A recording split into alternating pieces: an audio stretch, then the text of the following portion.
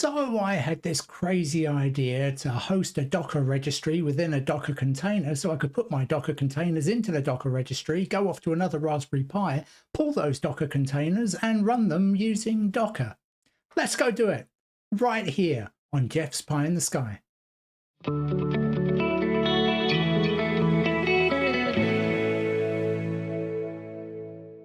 Hello once again, Pi geeks and techno nerds all around the world.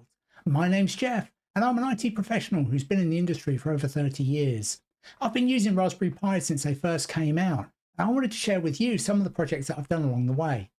If you like what you see on this channel, please hit that thumbs up button, subscribe if you want to see more, and hit that notification bell so you can be told when I put a new video out. Let me know in the comments how you get on with Docker registries and Docker containers. And if you've got any ideas for other projects that you'd like to see me do in the future, put those in there as well. Ever since I first started this channel, several of the projects that I've done have involved using containers. Now these are little sandboxed runtime environments that you can set up to run your software, so that then they're guaranteed to run absolutely perfectly no matter what machine you run your container on. Now there are a number of different implementations of containers out there, like Podman, Rancher, Kubernetes and many others. But probably the most famous one is Docker. They started this whole container game, and they have some great tools available. Now one of those that's readily available is a container registry. And a registry is just a repository where you store all your containers. If you just build a container on a local machine, it will just store it in a local registry.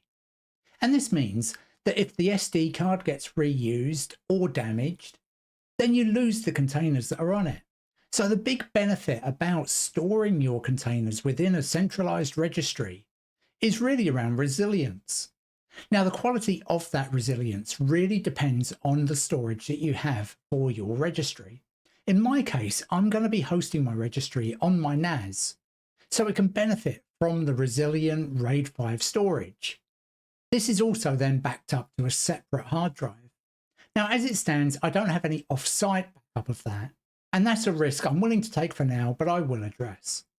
The other thing that you can do with a Docker registry is apply security to it. And this can take the forms of regular kind of username and passwords, but also network security as well, where you can use encryption on top of the transport that's used to read and write the containers to and from the registry. And also you can apply certificate verification to make sure that only people that you give a certificate to are able to access your repository in the first place. Now, building one is really simple. So let me take you through the process. Now, before you can do anything with Docker at all, you have to install it. So just in case you don't know how to do this, let me take you through it. It's really, really simple. So here I am on a Raspberry Pi, and as you can see, Docker is not installed. I can't run the Docker command line. All I have to do to install Docker is run this command here. curl -lowercase s, capital S, capital L, https:// get.docker.com, and then pipe the output of that into sh. And now that's installed, you have to give your user, in this case Pi, permissions to be able to use Docker. And you can do that with sudo usermod -lowercase a, capital G, docker pi, or whatever user you've created on your Raspberry Pi. And now that's done, all you have to do is log out and in again. You can verify that everything's installed okay by then running the command docker run hello-world. And here you can see it's printed out a nice friendly message from that container. So we know that everything's working just fine. Now, if you've been watching my channel for a while, you might remember a video that I put together where I built a NAS using a Raspberry Pi 5.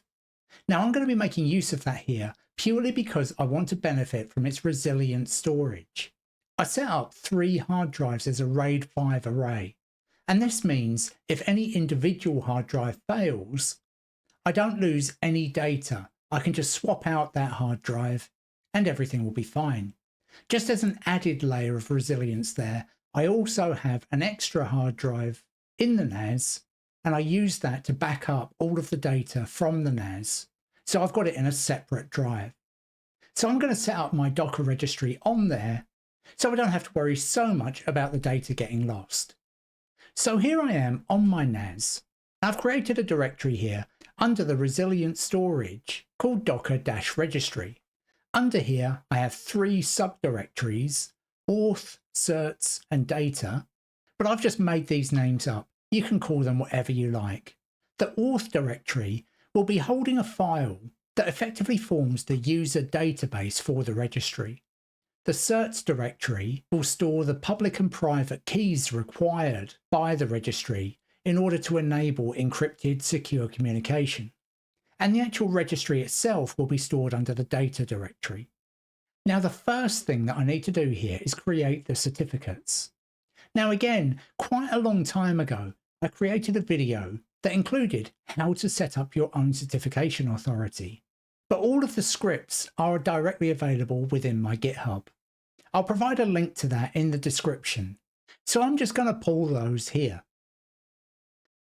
Now I have everything pulled out of GitHub. All I need to do is make all of these shell scripts executable. And I can do that with the command chmod +x star.sh. If I now do a directory listing, you can see that all of the scripts are coloured green, meaning they can be executed. Now the first thing I have to do here is create a certificate authority certificate.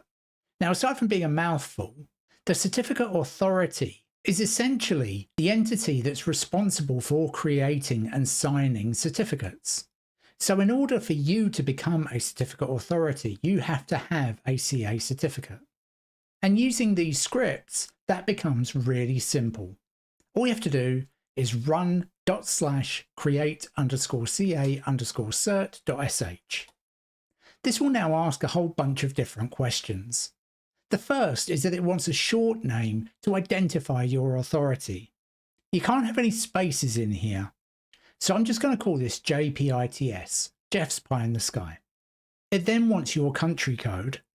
So just provide the 2-letter country code for where you live. Then wants a state or county. So for this, I'll just put in London. And then it wants a town or city. And again, I'll put in London. It then wants an organization name. And for this, it can include spaces. So you can really make this whatever you like. It then wants the division within that organization that you're creating certificates for. In this case, I'm going to say YouTube, but again, you can make this whatever you like.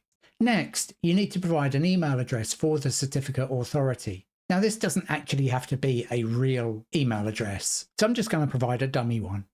Finally, it needs a password for the certificate authority.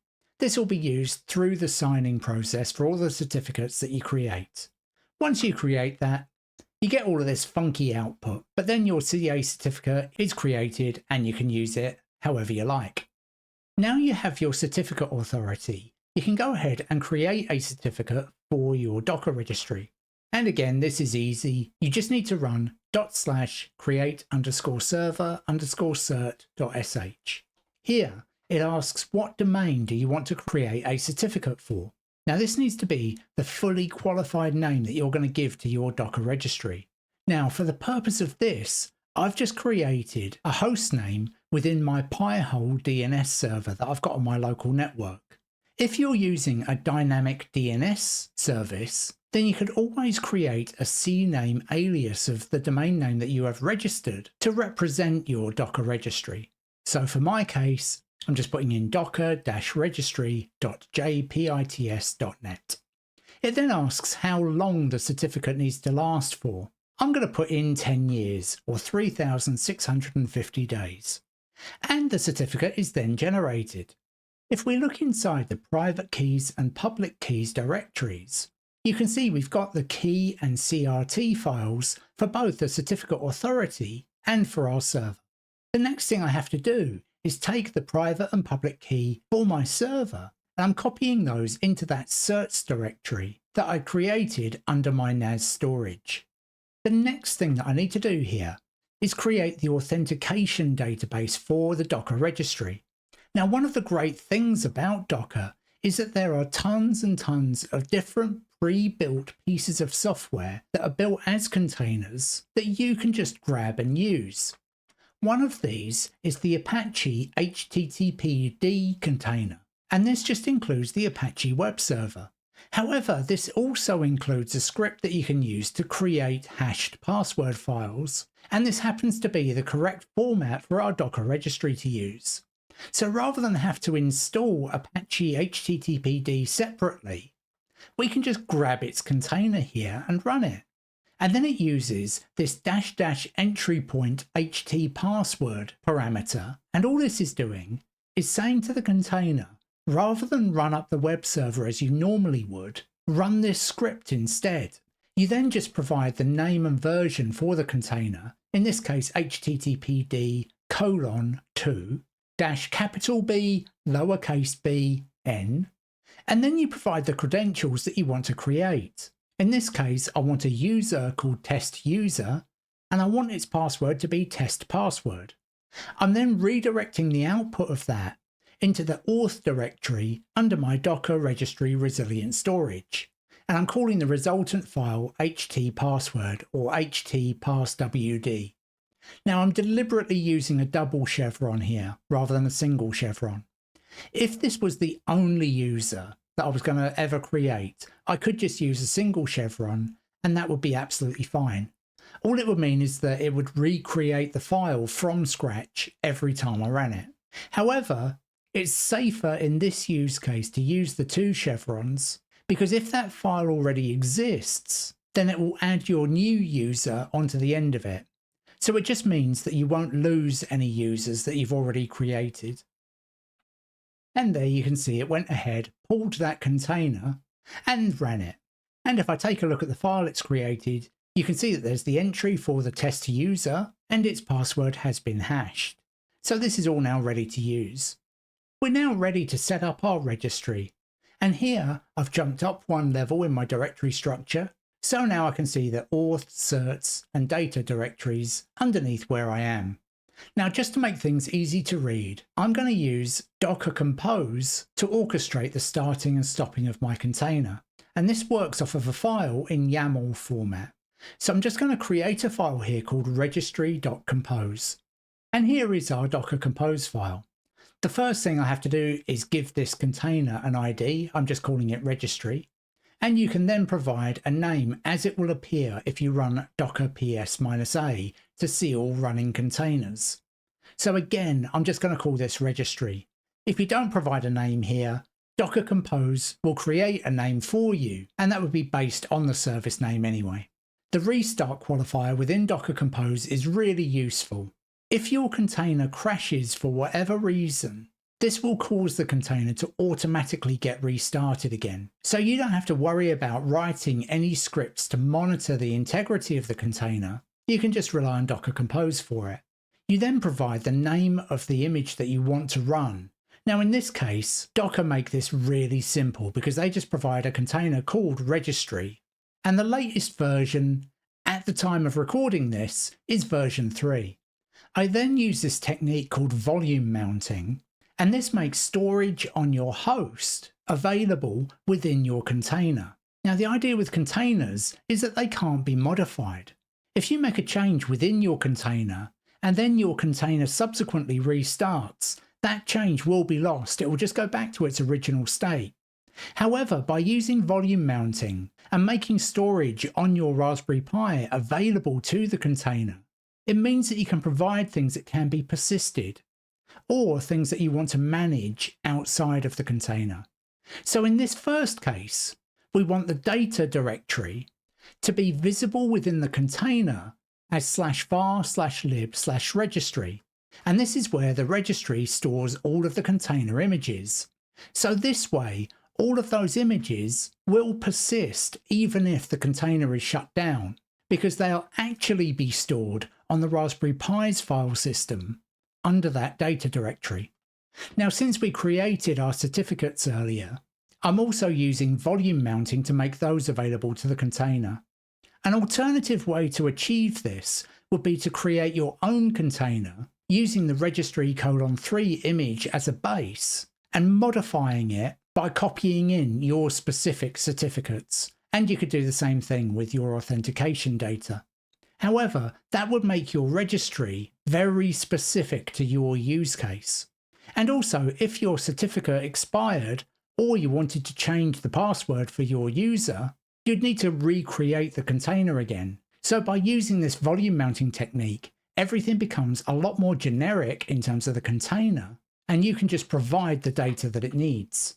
Now, in the case of the certificates, I'm just making those visible within the container as a certs directory off of the root. And in exactly the same way, my authentication file is going to be visible within the container as an auth directory containing that file off of the root. I then have to define some environment variables within the container that specify where my certificate can be read from.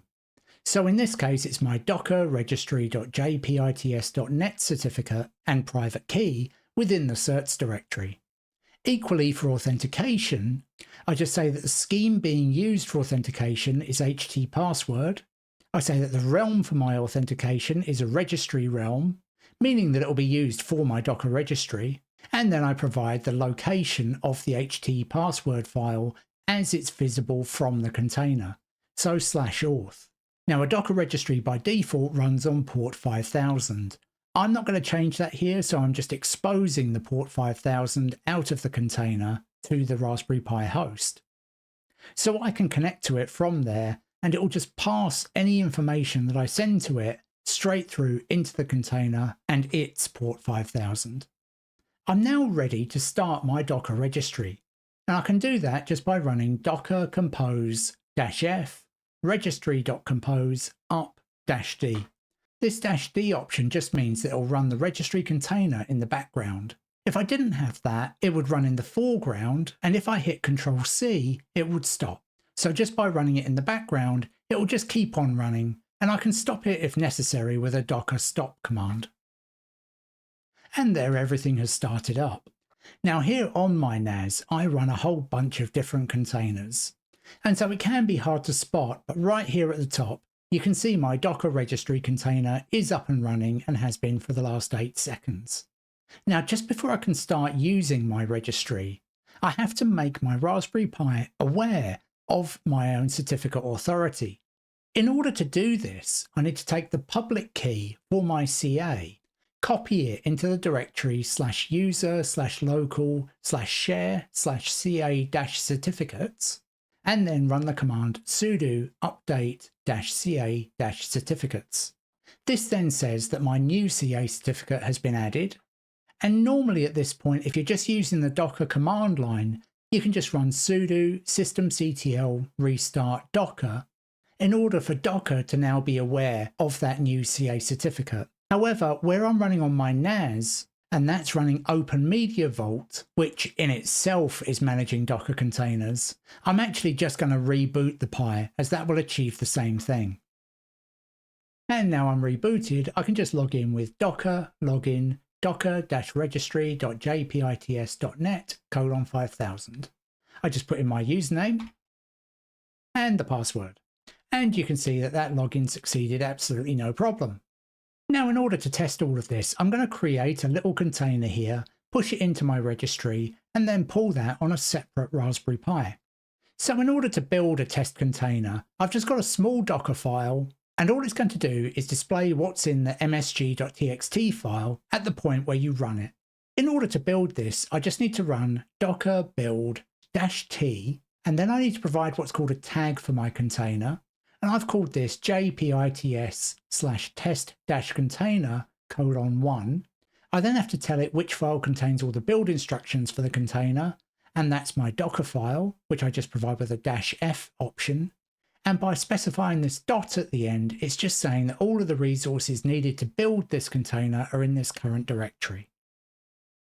And that's now built this just fine. But if we look here right at the bottom, you can see that by default, it's assumed that if we wanted to push this container into a registry, it would go to the default docker.io one. We want this to go to our local registry. And so I need to modify the tag.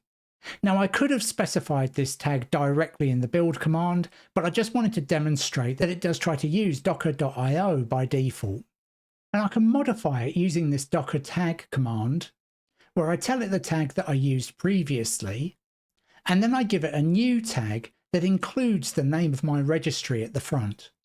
And now I have that, I can push this container into my registry. Just with this command here, docker push, and then the name of my registry, so docker-registry.jpits.net:5000/jpits/test-container:1. And there our container has been pushed into our new registry. If I now recursively list what's under our data directory, you can see that there's tons of stuff there, all relating to this new container. And so just once again, if our registry container did get stopped and restarted, or my Raspberry Pi NAS rebooted, I wouldn't lose this container. It is now safe and sound within its registry. So now I've jumped back over to that other Raspberry Pi I've got, where I installed Docker earlier. I've copied the root CA certificate public key from my NAS into my CA certificates directory. I've updated the cache of all of the CA certificates on this Raspberry Pi, and that was added successfully. I've restarted Docker, and I've logged into my Docker registry. So now I can try pulling that container. And pulling a container is really simple. You just run docker pull, provide the name and port of the registry, and the tag of your container, and then it will go ahead and download that container image. And I can now run that container just by using docker run and providing then that entire tag name for my container. And there you can see that that has worked successfully. And thanks to Joshua Bell, whoever you are, who created this ASCII art. And there you go. We now have our own private Docker registry that we can access either on our home network, or if you've got the name registered with a dynamic DNS service and you have internet connectivity back into your local home network and your Docker registry, you could access your containers wherever you are in the world. Since it's got authentication and that certificate control behind it, unless you try to log into your registry from a machine that's got your root CA certificate registered on it, you won't be able to authenticate to your registry, and hence you wouldn't be able to pull any of the container images held within it. So it's a really very nicely secured system. But that's it for this video. Once again, if you like what you see here, please hit that thumbs up button. Subscribe if you want to see more, and hit that notification bell so you can be told when I put a new video out. Let me know in the comments how you get on with building a Docker registry. And as always, if you've got any ideas for other things that you'd like to see me do in the future, put those in there as well. Thanks so much for watching till the end. And until next time, bye for now.